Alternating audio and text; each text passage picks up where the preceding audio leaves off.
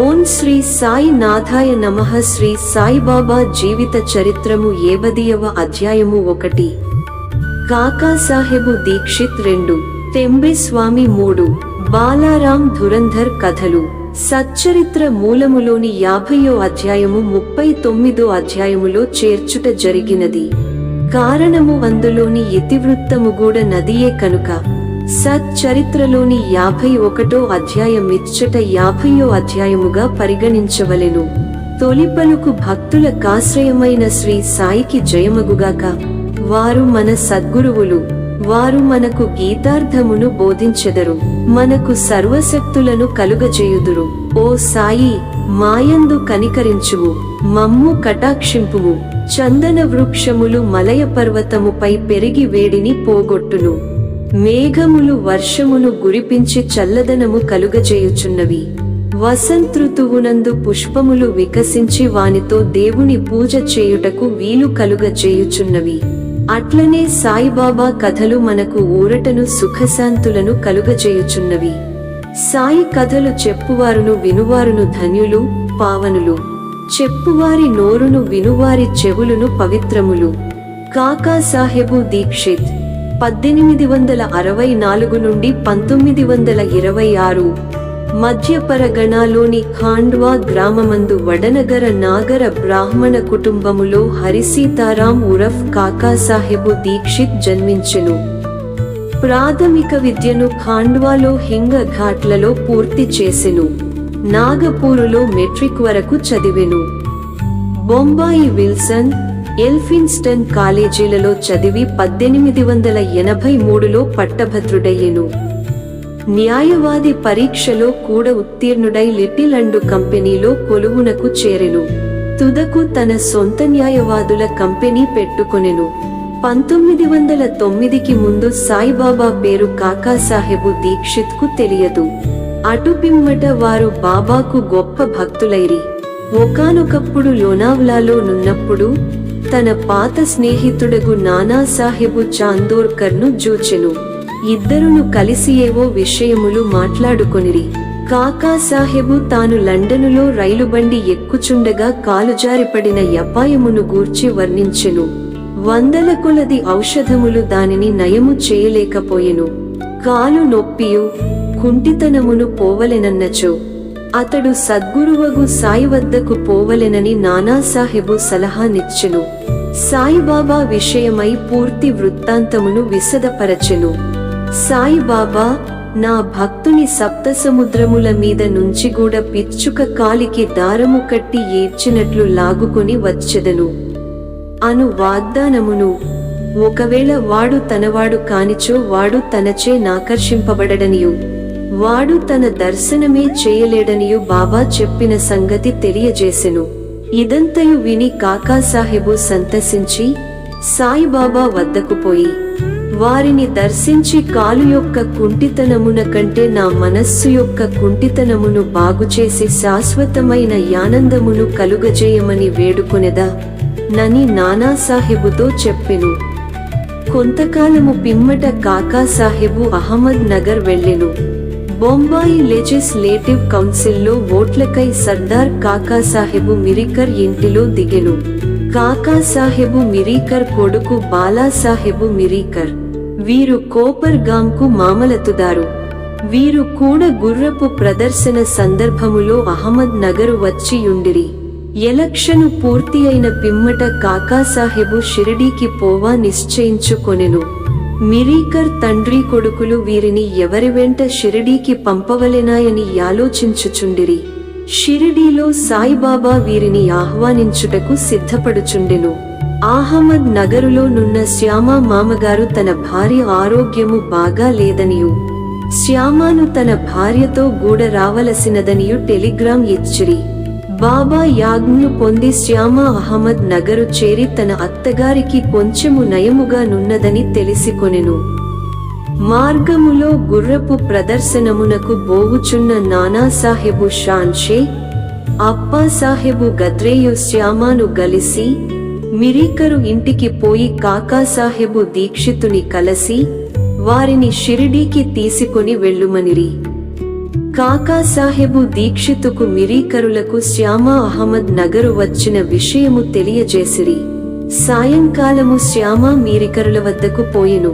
వారు శ్యామాకు కాకా సాహెబు దీక్షిత్తో పరిచయము కలుగజేసిరి. శ్యామా కాకాసాహెబు దీక్షితుతో కోపర్గాంకు ఆనాటి రాత్రి 10 గంటలకు రైలులో పోవలెనని నిశ్చయించిరి. ఇది నిశ్చయించిన వెంటనే ఒక వింత జరిగెను. బాబా యొక్క పెద్దపటము మీది తెరను బాలాసాహెబు మిరీకరు తీసి దానిని కాకాసాహెబు దీక్షితుకు చూపెను.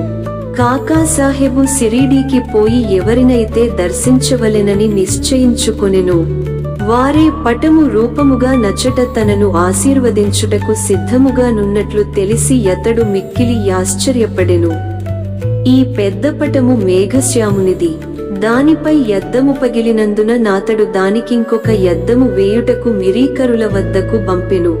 చేయవలసిన మరమ్మతు పూర్తి చేసి ఆ పటమును కాకాసాహెబు శ్యామాల ద్వారా షిరిడీకి పంపుటకు నిశ్చయించిరి. 10 గంటల లోపల స్టేషనుకు పోయి టిక్కెట్లు కొనిరి. బండి రాగా సెకండు క్లాసు క్రిక్కిరిసి యుండుటచే వారికి జాగా లేకుండెను. అదృష్టవశాత్తు గార్డు కాకాసాహెబు స్నేహితుడు. అతడు వారిని ఫస్టు క్లాసులో కూర్చుంటబెట్టెను. వారు సౌఖ్యముగా ప్రయాణము చేసి కోపర్గాంలో దిగిరి. బండి దిగగానే షిరిడీకి పోవుటకు సిద్ధముగానున్న నానాసాహెబు చాందోర్కరును జూచి మిక్కిలి ఆనందించిరి. కాకాసాహెబు, నానాసాహెబు కౌగలించుకొనిరి. వారు గోదావరిలో స్నానము చేసిన పిమ్మట షిరిడీకి బయలుదేరిరి. షిరిడీ చేరి బాబా దర్శనము చేయగా కాకాసాహెబు మనస్సు కరగెను. కండ్లు ఆనంద బాష్పములచే నిండెను. అతడానందముచే పొంగిపొరలుచుండెను. బాబా కూడా వారి కొరకు తాము కనిపెట్టుకుని యున్నట్లును వారిని తోడ్కొని వచ్చుటకే శ్యామాను పంపినట్లును తెలియజేసెను. పిమ్మట కాకాసాహెబు బాబాతో నెన్నో సంవత్సరములు సంతోషముగా గడపెను. షిరిడీలో నొకవాడాను గట్టి దానినే తన నివాసస్థలముగా చేసుకొనెను. అతడు బాబా వల్ల పొందిన అనుభవములు లెక్కలేనన్ని గలవు. వాని నన్నిటిని ఇచ్చట పేర్కొనలేము. ఈ కథను ఒక విషయముతో ముగించెదము. బాబా కాకాసాహెబుతో అంత్యకాలమున నిన్ను విమానములో తీసుకుపోయెదను అన్న వాగ్దానము సత్యమైనది. 1926 సంవత్సరము జూలై 5వ తేదీన అతడు హేమడ్ పంతుతో రైలు ప్రయాణము చేయుచు బాబా విషయము మాట్లాడుచు సాయిబాబా యందు మనస్సు లీనము చేసెను. ఉన్నట్లుండి తన శిరమును హేమడ్ పంతు భుజముపై వాల్చి ఏ బాధయులేక ఎట్టి చీకాకు పొందక ప్రాణములు విడిచెను. శ్రీ టెంబే స్వామి యోగులు ఒకరినొకరు అన్నదమ్ముల వలె ప్రేమించుకునెదరు. ఒకానొకప్పుడు శ్రీవాసుదేవానంద సరస్వతి స్వాముల వారు టెంబే స్వామి రాజమండ్రిలో మకాం చేసిరి. ఆయన గొప్ప నైష్ఠికుడు, పూర్వాచారపరాయణుడు, జ్ఞాని, దత్తాత్రేయుని యోగి భక్తుడు. నాందేడు ప్లీడరగు పుండలీకరావు వారిని జూచుటకై కొంతమంది స్నేహితులతో పోయెను. వారు స్వాముల వారితో మాట్లాడుచున్నప్పుడు సాయిబాబా పేరు షిరిడీ పేరు వచ్చెను. బాబా పేరు విని స్వామి చేతులు జోడించి ఒక టెంకాయను దీసి పుండలీకరావుకిచ్చి ఇట్లనిరి, దీనిని నా సోదరుడగు సాయికి నా ప్రణామములతో నర్పింపుము, నన్ను మరువవద్దని వేడుము, నాయందు ప్రేమ చూపు మనుము. ఆయన స్వాములు సాధారణముగా నితరులకు నమస్కరించరనియు కాని బాబా విషయమున ఇది యొక్క అపవాదమనియు చెప్పెను. పుండలీకరావు ఆ టెంకాయను సమాచారమును షిరిడీకి దీసికొని పోవుటకు సమ్మతించెను. బాబాను స్వామి సోదరుడనుట సమంజసముగా నుండెను. ఏలన బాబా వలె రాత్రింబవళ్ళు అగ్నిహోత్రమును వెల్గించి యుంచిరి. 1 నెల పిమ్మట పుండలీకరావు తదితరులను షిరిడీకి టెంకాయను తీసుకొని వెళ్ళిరి. వారు మన్మాడు చేరిరి. దాహము వేయుటచే ఒక సెలయేరు కడకు బొయిరి.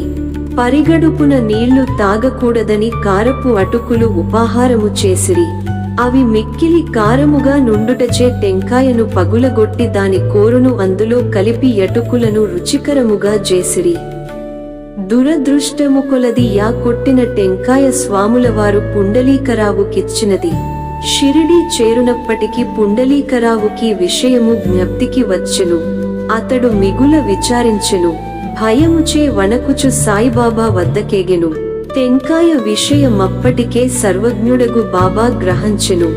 బాబా వెంటనే తన సోదరుడగు టెంబెస్వామి పంపించిన టెంకాయను దెమ్మనెను. పుండలీకరావు బాబా పాదములు గట్టిగా పట్టుకొని తన తప్పును అలక్ష్యమును వెలిబుచ్చుచు పశ్చాత్తాపపడుచు బాబాను క్షమాపణ వేడెను. దానికి బదులింకొక టెంకాయను సమర్పించెదననెను. కాని బాబా యందులకు సమ్మతించలేదు. ఆ టెంకాయ విలువ సాధారణ టెంకాయకెన్నో రెట్లనియు దాని విలువకు సరిపోవు దింకొకటి లేదనియు చెప్పుచు నిరాకరించెను. ఇంకను బాబా ఇట్లనెను, ఆ విషయమై నీవే మాత్రము చింతింపనవసరము లేదు. అది నా సంకల్పము ప్రకారము నీకివ్వబడెను. తుదకు దారిలో పగులగొట్టబడెను. దానికి నీవే కర్తవని ఎనుకొనవేలా? మంచిగాని చెడ్డగాని చేయుటకు నీవు కర్తవని ఎనుకొనరాదు. గర్వాహంకారరహితుడవై యుండుము. అప్పుడే నీ పరచింతన అభివృద్ధి పొందును. ఎంత చక్కని వేదాంత విషయము బాబా బోధించెనో చూడుడు. బాలారాం దురంధర్ 1878 నుండి 1925. బొంబాయికి దగ్గరనున్న శాంతాక్రుజులో పఠారెప్రభు జాతికి చెందిన బాలారాం దురంధర్ యనువారుండిరి. వారు బొంబాయి హైకోర్టులో న్యాయవాది. కొన్నాళ్లు బొంబాయి న్యాయశాస్త్ర కళాశాలకు ప్రిన్సిపాలుగా నుండెను.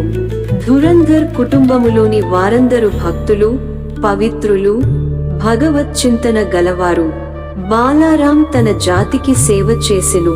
ఆ విషయమై ఒక గ్రంథము వ్రాసెను. అటుపిమ్మట తన దృష్టిని మతము, ఆధ్యాత్మిక విషయముల వైపు మరలించెను. గీతను, జ్ఞానేశ్వరిని, వేదాంత గ్రంథములను, బ్రహ్మ విద్య మొదలగువానిని చదివెను.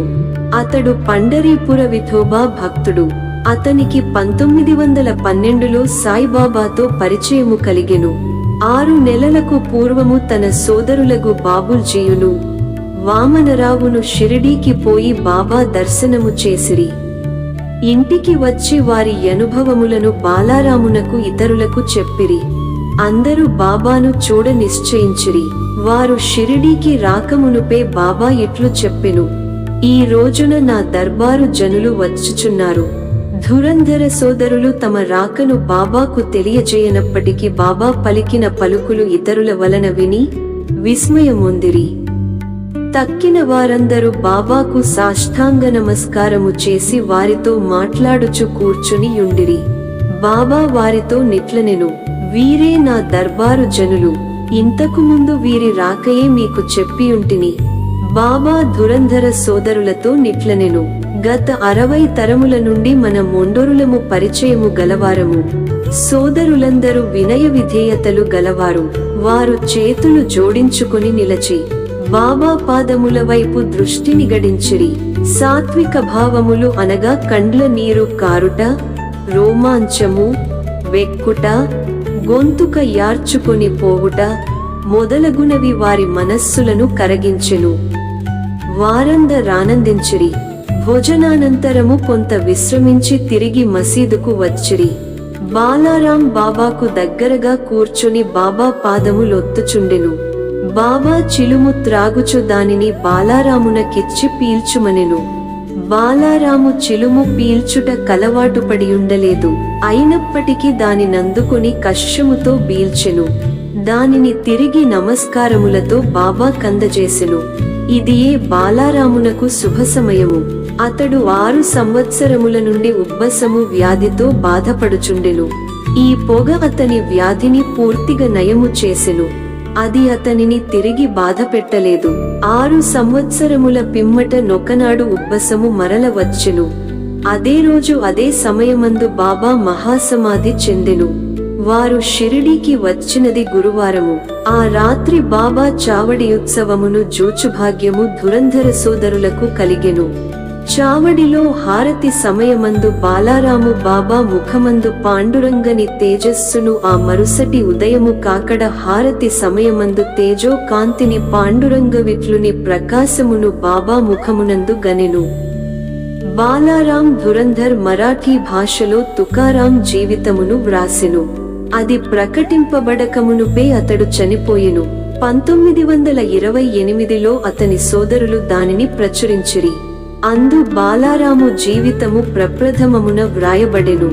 అందువారు షిరిడీకి వచ్చిన విషయము చెప్పబడియున్నది. ఓం నమో శ్రీ సాయినాథాయ నమః. శాంతి శాంతి శాంతి. 80వ అధ్యాయము సంపూర్ణము. సద్గురు శ్రీ సాయినాథార్పణమస్తు. శుభం భవతు.